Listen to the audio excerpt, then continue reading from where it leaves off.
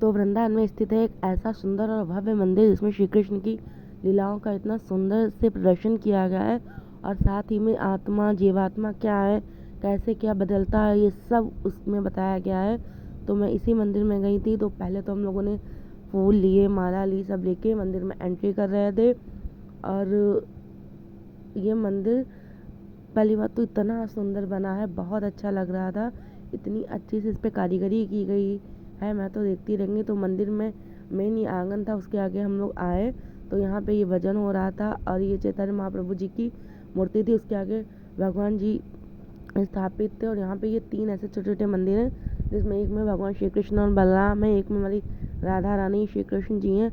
बहुत ही सुंदर और अद्भुत नज़ारा था, आंखें हटेंगी नहीं, आप देखते रह जाएंगे। बहुत ही अच्छी तरह से बनाया गया है सब कुछ, सब बहुत अच्छा था। काफ़ी भीड़ आती है, सब लोग देखते हैं। तो ये तो हम लोग देखते रहे, दर्शन किए सब कुछ। उसके बाद हम लोग आते हैं बाहर। बाहर आने के बाद 2 सीढ़ियाँ थी लेफ़्ट एंड राइट में, दोनों में अलग अलग चीज़ थी। तो जब पहले बात जो हम लोग बाहर आए अंदर से, तो यहाँ पे एक लेडी थी जो कि व्हीलचेयर पे थी। तो ये देख के मन खुश हुआ कि ये अभी भी भगवान के मंदिर आती हैं, दर्शन कर रही हैं, कितनी सौभाग्यशाली हैं। काफ़ी लोग आए थे, बहुत भीड़ होती है। हम लोग गए थे तो ये तो कम भीड़ थी, इसके अलावा भी बहुत सी भीड़ होती है, काफ़ी बड़ा टेम्पल है ये। इसके बाद हम लोग बाहर आ गए थे। अब एक तरफ म्यूज़ियम था, एक तरफ था चैंटिंग रूम। उसकी एक बात मुझे बहुत अच्छी लगी, ये सभी जितने भी मंदिर हैं उनको ये अप्लाई करनी चाहिए कि यहाँ पे एक कार्ड था, उसमें महामंत्र लिखा हुआ था। पहले तो मुझे लगा ये सबसे बुलवा रहे हैं, उसके बाद इस रूम में जाने को मिलेगा।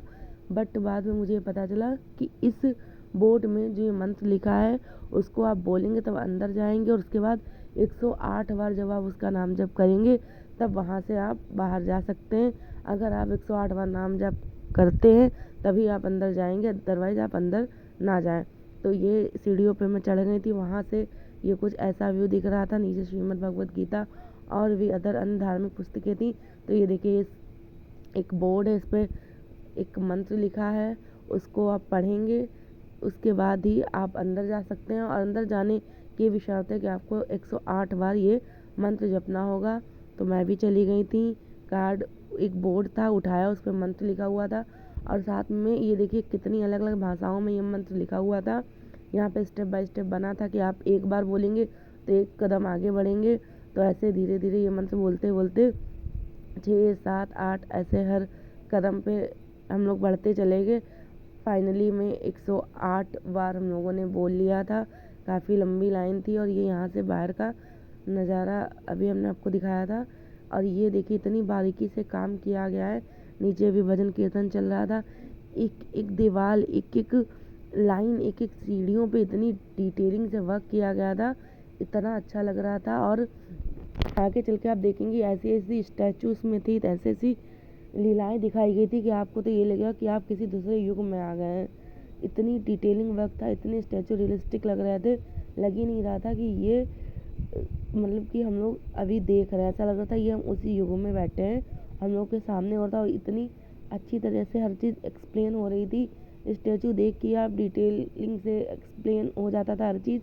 अदरवाइज़ एक बोर्ड लगा हुआ था, उससे आप अच्छे से पढ़ के समझ सकते थे। और ये देखिए हमारे 108 पूरा मंत्र हो गया, 108 बार। तो अब हम आपको ले चलते हैं इस म्यूज़ियम में। तो सबसे पहले तो यहाँ पे श्री राधा रानी और श्री कृष्ण की प्रतिमा बनी हुई थी। अब इसके साइड में आप देखेंगे बहुत ही अदर स्टैचू थे। तो ये यहाँ पे थे गोपेश्वर महादेव, ये ब्रह्मा जी थे, ठीक है। और ये यहाँ पे कुछ ऐसे और भी चीज़ें लिखी हुई थी जो कि आप जान सकते हैं। यहाँ आप देख सकते हैं हवन हो रहा है, तो कुछ वैसा व्यू क्रिएट किया गया। ये बिल्कुल कच्चा था और फ्रूट देखिए, नारियल देखिए, वो सब रखे गए थे, एकदम पूरा डिटेलिंग के साथ बनाया गया है। बहुत ही सुंदर था, बहुत ही भव्य था। अब इस समय इनको आप देख के अंदाज़ा लगा सकते हैं कि उस समय कैसा क्या रहा होगा। और यहाँ पे ये बहुत ही प्यारे लड्डू गोपाल थे, उनके आगे और भी स्टैचू बने हुए थे। फिर जब आप आगे जाते हैं तो एक स्टैचू था जिसमें अर्थ पृथ्वी बनी हुई थी और वो रोटेट हो रही थी, काफ़ी बड़े डिज़ाइन किया गया था। फ़ोन में भी आपको लग रही हो कि वो ये छोटी है, यही मैं आपको दिखा रही थी। ये अर्थ ऐसी बनाई गई है, लेकिन सामने से बहुत बड़ी थी और ये रोटेट हो रही थी और ऐसे ऐसे करके एक एक स्टैचू हमने देखा। बट लास्ट में जहाँ हम पहुँचे वो जब देखा तो गूज बम्स आ गए। ये जगन्नाथ जी के थे, ये शिव विष्णु भगवान, ये वृंदावनेश्वरी हैं देवी, ठीक है। अब हम लोग इसके बाद यहाँ से बाहर निकल आए। अब हम लोग अदर वाले इसके ऊपर सीढ़ियाँ गई थी, उसके म्यूज़ियम में हम गए थे। ये देखिए इतना भव्य मंदिर लगता है, ये बहुत ही प्यारा लगता है। बहुत भीड़ थी, इतना सुंदर लगता है ना, मैं आपको बता नहीं सकती। और आपको दिख भी रहा होगा। तो ये जो सीढ़ियाँ ऊपर जा रही हैं, पहले मैंने सोचा मैं नहीं जाती हूँ, थक गई थी, फिर मैं सोच रही थी जाऊँ, फिर मैंने कहा रहने दो, लेकिन फिर मैंने कहा चलो। ये देख रहे हैं आप, सीढ़ियों से जब उतरते हो साइड साइड में मोर बने हुए थे। ये यहाँ पे भगवान श्री कृष्ण की गोवर्धन लीला दिखाई गई थी, वो भी काफ़ी डिटेलिंग में थी। और जब आप इसके सामने देखते हैं तब आपको आपकी लाइफ की पूरी जर्नी दिख जाएगी।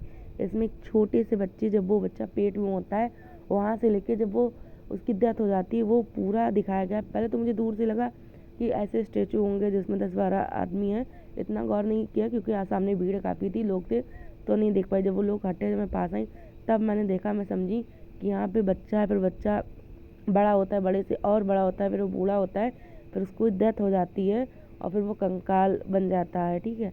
तो वो पूरी जर्नी दिखाई गई इसमें, और इसको देख के गूज़बम्स आ गए।